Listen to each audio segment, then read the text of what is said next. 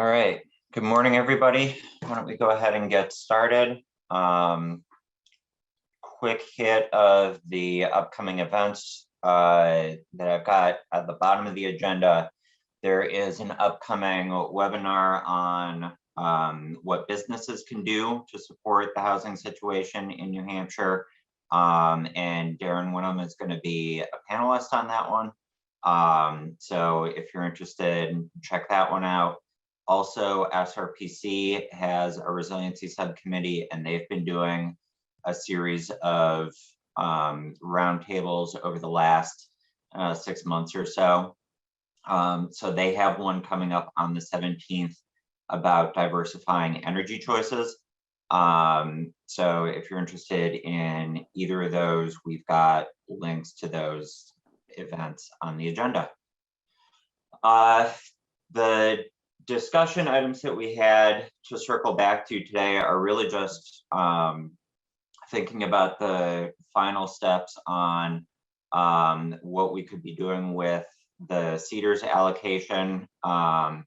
We had a suggestion and potential request that we could use some of that funding to support John Nyan's program, really as sort of bridge funding to grant funding that he's hoping to receive down the line.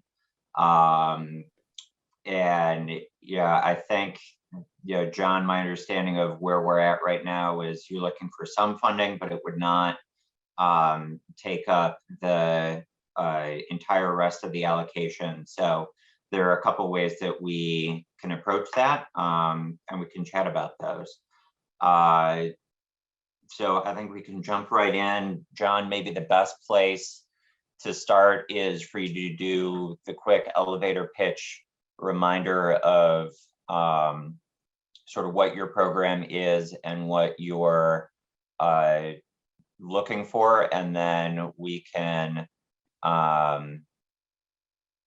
sort of talk about what the next steps to getting there would look like. Thank you, James. Just to kind of quickly recap, most of you that's been on this call for the last couple of times, I've gone through a presentation on our career pathway program. So I won't go through the whole thing once again, but just to highlight that we have submitted in a grant proposal, if you will, a very informal grant proposal to Commissioner Caswell, who appears to really like our concept of a career pathway program, putting high school students through a trades training program. He liked it so much that he had me put together an executive summary, which I did, gave me the idea that he would like to see it over a 3-year period of time. So I put the program together over a 3-year period of time and also gave him an associated budget.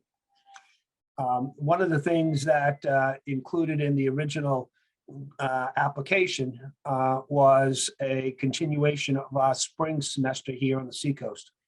And then in the fall to add the Greater Manchester school systems with the Seacoast, so that we would have a double program, one here in the Seacoast and one in the Manchester area, and going from 20 students to 40 students every semester for the next 3 years. Saying that, and we all understand how things work in Concord, this is not something that could be presented by the commissioner, have it approved one day, and then the next day writing out a check.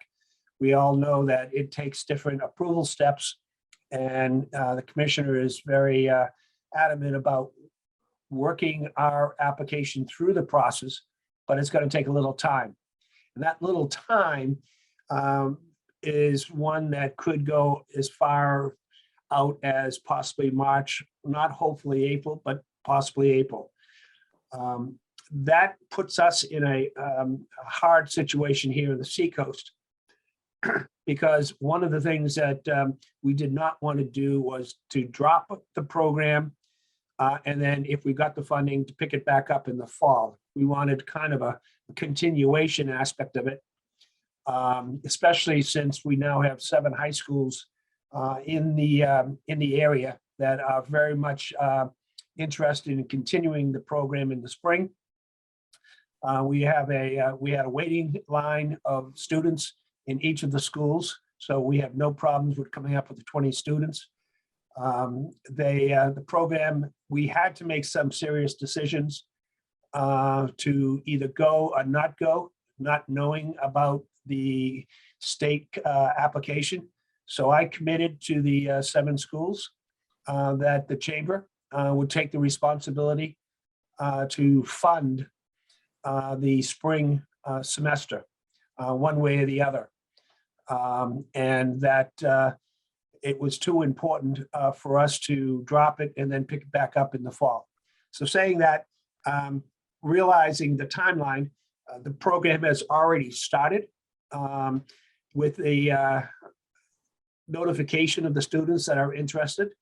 For the next couple of weeks, they will be given tours of the New Hampshire School of Mechanical Trades and kind of a briefing of what to expect when they go into their 12-week program. Part of this aspect also is that they go through an interview process. So that if there's more than 20 kids, the interview process will really determine which of the kids are serious about getting into the program. So we have that going on in February also. And then in the first week in March, the classes actually start. So long story short, I committed to come up with the funds, even if I have to take it out of my chamber budget, to continue the program. Saying that, if you recall last week when I made the pitch to this group, there was some discussion that you might have some available money under workforce that you would be able to consider giving me a small grant. I know that you have a little over 7,000 that is still to be determined. I don't feel comfortable, to be honest with you, asking for all of that. What I would recommend is a grant of $2,000 from that 7,000, so that that I can start working with other funding sources to come up with $10,000 to fund this spring program. As I said, unfortunately, due to the timeline in Concord, we might not be able to get the funding for the spring semester, but I would be happy just to get the funding for the fall of this year into the next 3 years, putting through a program of 40 students per semester, which totals about 240 students going through the program over the next 3 years. So I try to keep that, James, as executive summary as I could. I'm more than happy to answer any questions or anything like that if any of the members care to ask. Yeah, so thanks for that, John. I think that was a good overview. So the logistics, from my perspective, just to sort of frame this conversation, our other proposals are currently not scheduled for an executive council meeting. And so when there were questions about, this is such a small amount, can we just draw it? Does it have to go to executive council? I think the answer to that question is yes, no matter what, but it's sort of moot because we technically have the ability to incorporate this into our other ask before it gets on the executive council agenda. So I think from just a project management and structuring standpoint, what I would like to suggest is that we write in a third project that focuses just on a small grant program. Send me the information. Rusty, would you mind muting?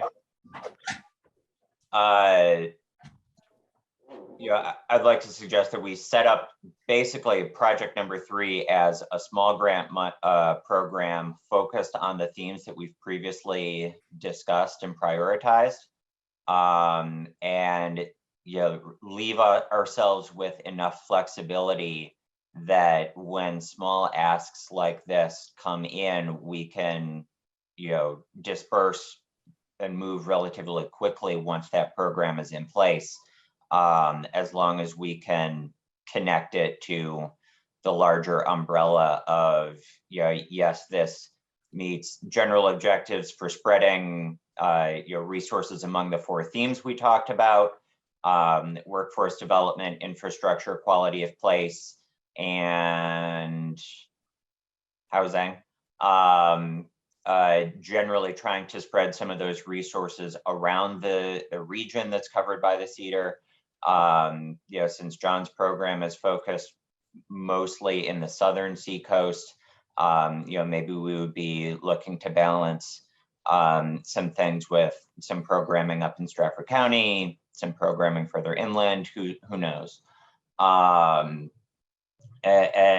sort of by writing this, we can use John's brief as an example of the type of programming that we would be looking to support.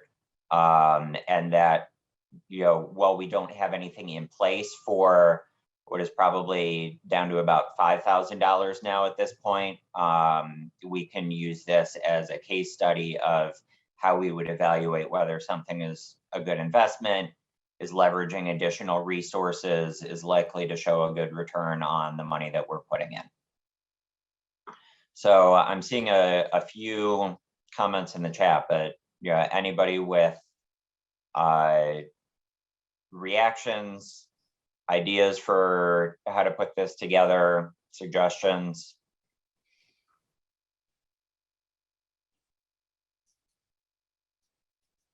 Don't all talk at once.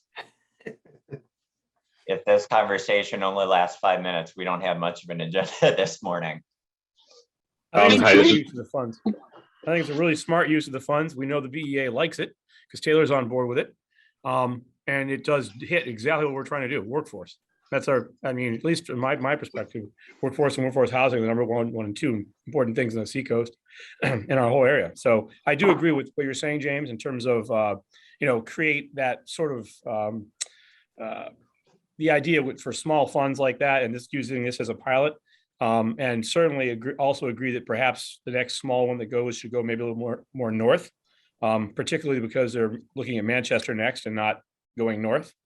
Yeah, for the program. So I think it's a great idea, but this is a great start, and I commend John for doing all that work. It's great stuff. Yeah, I second that, and I third that as well. I think that, we have about $7,000 left out of the $50,000. James, I think you had inferred that that we don't want to spend all of that money, but this is such a great use of funds for workforce development. We have to develop that workforce in addition to training the employers and training the employees. We have to get that pipeline through the system, especially in the trades, because there's going to be even more of a shortfall in the trades than in any other industries. So I fully support, this program and allocating some of our funds towards it. Yeah, and I think one of the things that John had mentioned previously was it's not just about training the workforce, because in high school training programs, maybe you remember everything that you did, maybe you don't, but to a certain extent, it's also about sort of that destigmatization and capturing that interested audience and showing them that they have a viable career path as part of this, that I think is equally important. And James, if I may, just one thing that I didn't include in my earlier remarks, and that is that we are constantly looking at enhancing this program, because I don't want this program just to be an exploratory workforce initiative. It's got to go beyond that, and it's got to have some action steps and action items at the end of the program. And so that's why I brought in Apprenticeship New Hampshire for a number of reasons. That includes scholarship money within our grant for students that now want to go beyond the 12-week training. And also I've put in money in the major grant to employers in the trades to help them defray the cost of payroll if they are willing to accept apprentice folks. The other organization that I've been working with just recently, some of you might be familiar with it, is Bring Back the Trades. A gentleman who is up in Rye, New Hampshire, who created this program small and is now expanded into the entire country, where he has scholarship money available for students in a variety of different trades. He gives out $1,000, $2,000 every month in scholarship money. So he's going to be partnering with us. So I think it's important that everybody knows that we need to go beyond just an exploratory step, but make the steps of action. And that's why I love Taylor's idea of a 3-year program, because we can then really follow these students through every step of the way to find out in hope that the end game is that they get a job. They get a job in the trade.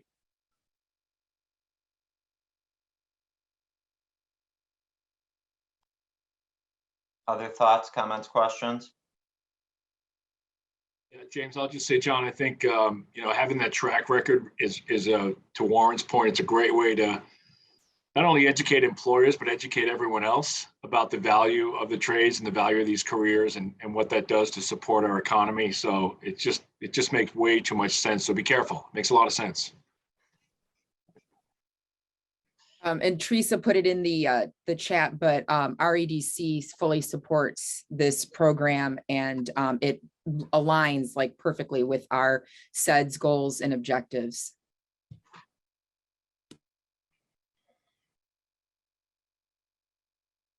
Okay.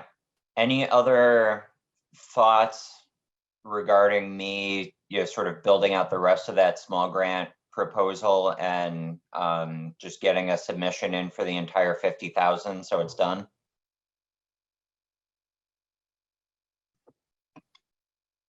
Teresa? Who would you solicit for the remaining funds? I'm just curious. So I think that's something that we would sort of need to discuss further, and if we want to hit the beginning of March meeting, I probably need to leave that a little bit vague in the proposal and say we're generally going to work with the 4 categories we've discussed. We're generally going to try and spread the money around equitably, and we're going to work out a framework for how exactly we're going to do that. That is sort of one of the questions in my mind, as far as, would we, put out money or put out information to solicit things? Are we mostly going to keep that as a discussion item between, attendees here, and stick mostly to our organizations? I think there are pros and cons to various approaches, and honestly, that is probably a little bit more of a conversation.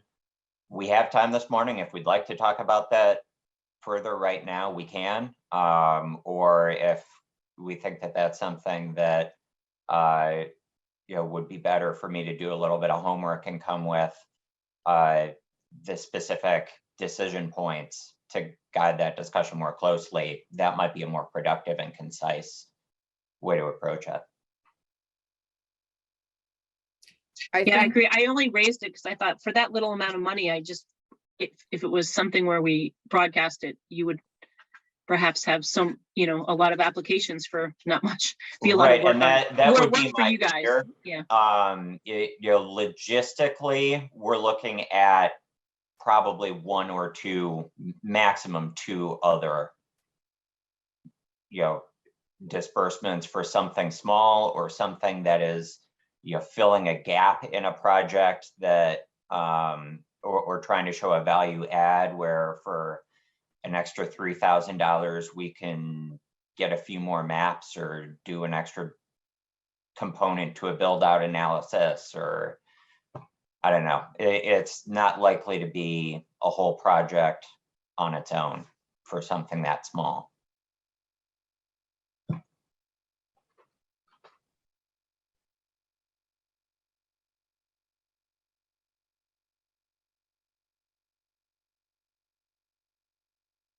Other thoughts or thumbs up? I should just go ahead, thumbs up, thumbs down, go ahead and do that. All right, I'm seeing lots of thumbs up. So we will be working that extra project in as a project 3 to our submission.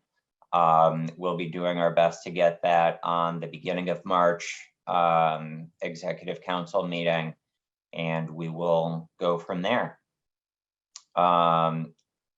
Jen brought up this project aligning with REDC's CEDS goals. That's a good transition for us. We, being SRPC, have used this group in the past as our CEDS strategy committee. And we are kicking off our update process on that, really now. So we'd like to use next week's agenda to discuss our comprehensive economic development strategy.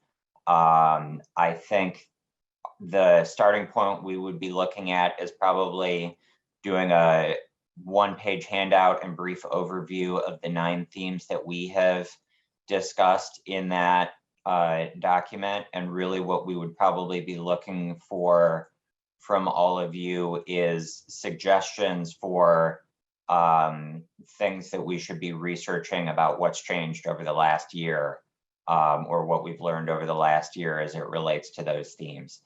That could be case study kind of things.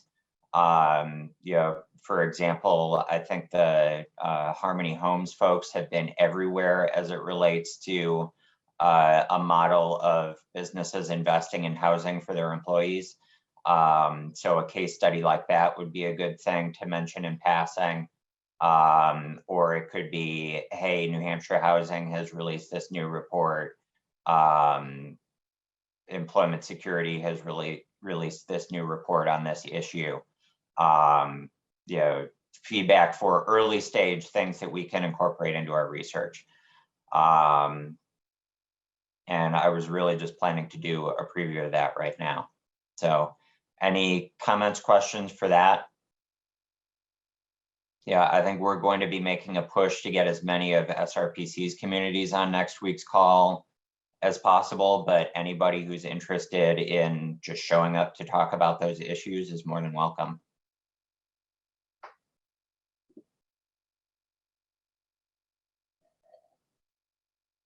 All right, seeing none, we'll look to get those materials out to you in advance so you can take a look.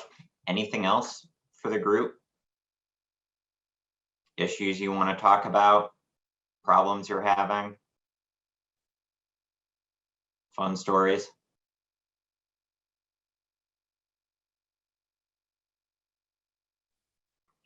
Sean, I know you said you're transitioning into Portsmouth in March. Do you have any idea what transitioning out of Great Bay is going to look like, and whether you'd be able to connect us with somebody to replace you? I'm working on that as well with a new president coming in here. So I'm actively thinking about and recruiting a replacement. Awesome. For me. Yeah.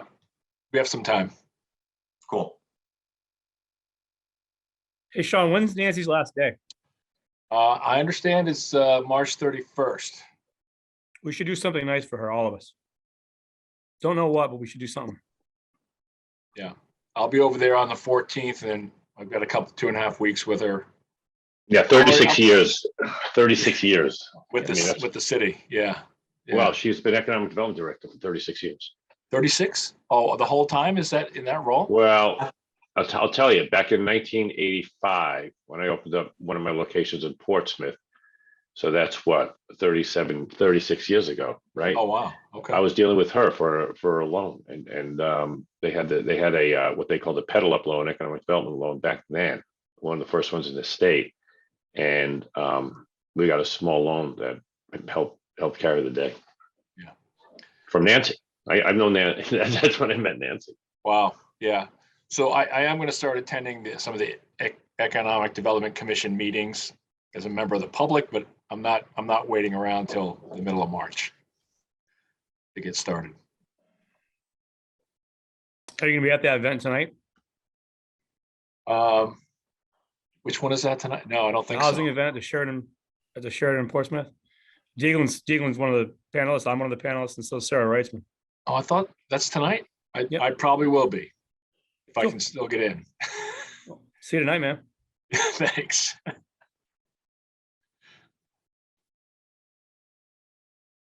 Yeah, I agree. We should think about doing something for Nancy. Even if it's, collecting a little bit of money here and there and getting her something. Well, if we're going to talk many more details, I should probably stop recording because she watches these, I'm pretty sure. Oh, okay. I didn't say that. I didn't say that. She's been such a terrific advocate of small business in Portsmouth. I mean, she's really been there whenever I've needed her, whenever clients have needed her, to get through the Portsmouth bureaucracy. When there's been major construction going on for 10 years in Portsmouth that small businesses have been impacted by tremendously as far as visibility goes. And she's been an advocate. She's been a proponent and an advocate and a voice within city government for small business.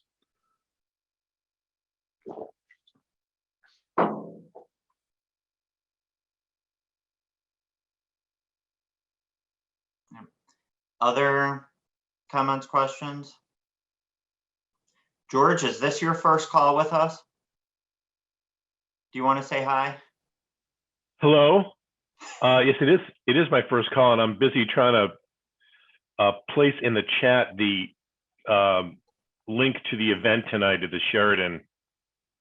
But yeah, housing is obviously a hot topic that we're invested in. Sarah Reitzman joined us back in December, coming from Workforce Housing Coalition of the Greater Seacoast. So it's just great to be connected with all of you and just trying to be a resource in any way we can. Great, thank you for being here.